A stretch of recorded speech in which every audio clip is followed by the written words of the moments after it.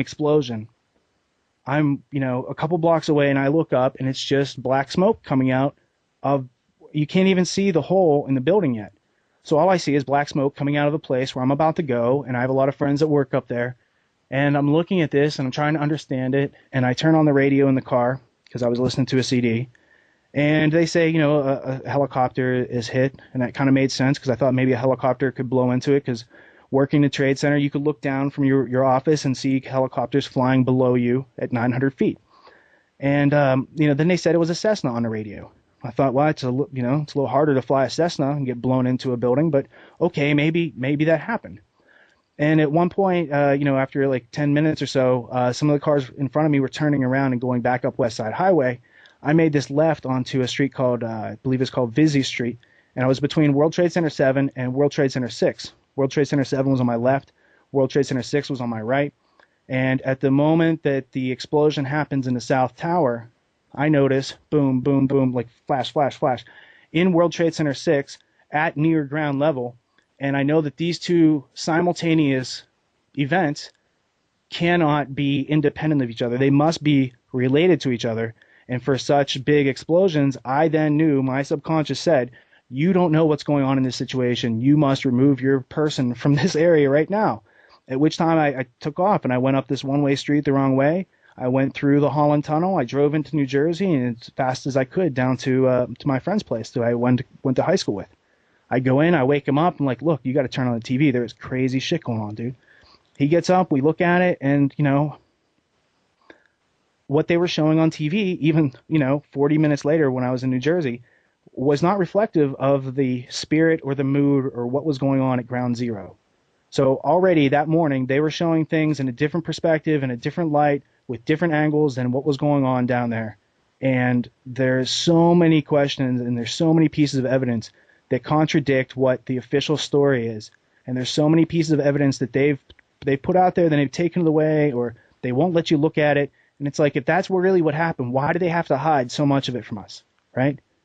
And it's like, it's those questions based on that experience that make you ask. Now, Marsh and McLennan, again, my client, was they had stock put options placed on them the week before. There were 61 times the normal bid rate. Marsh and McLennan was a great business at the time, like financially, according to the market. They had no risk. They were the number one in their market space, right? So why would somebody be betting against it so vehemently? And at the same time betting against American Airlines, which coincidentally seemed to intersect on 9/11, right? And more importantly, how did Arab hijackers do that? I'm not saying they're not capable or they're not smart. I'm just saying they do not have the organizational ability, given the facts that Al-Qaeda is the name of a file, according to Robin Cook. It's the name of a file, in a database of these guys who they used to pay for Mujahideen.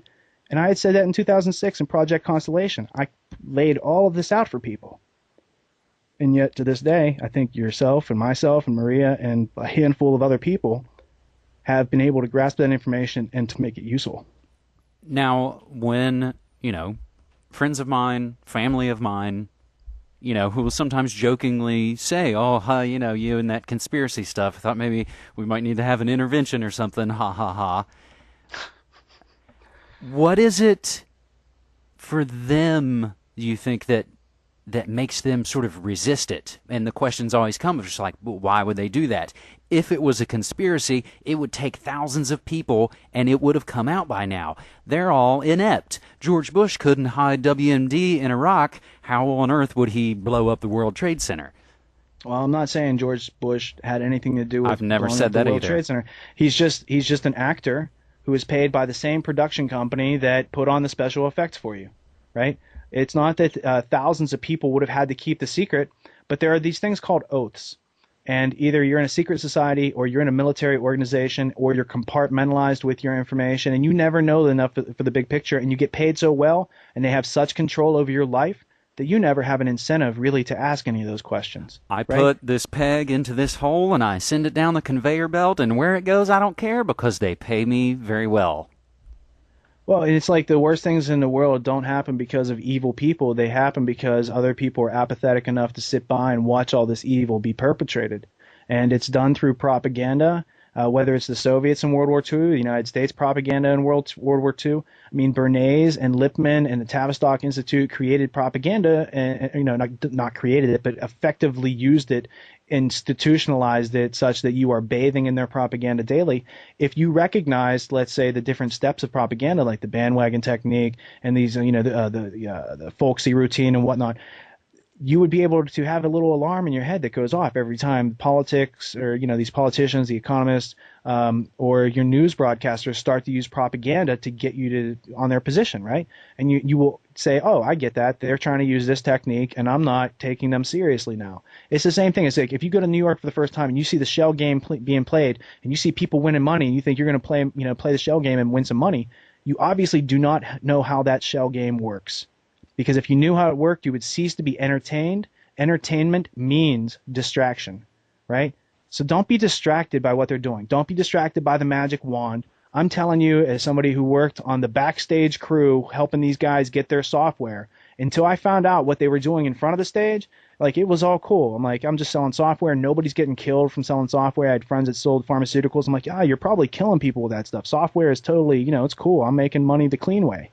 Little did I know, right, that one day you meet those people and it's like, look, this is the way it is because this is survival of the fittest. This is how it's always been, and you should give into it. You should take the money. You should shut up. I mean, in the past, it wasn't more than a year ago that we had somebody approach us and offer $3 million cash. We could pick it up the next day.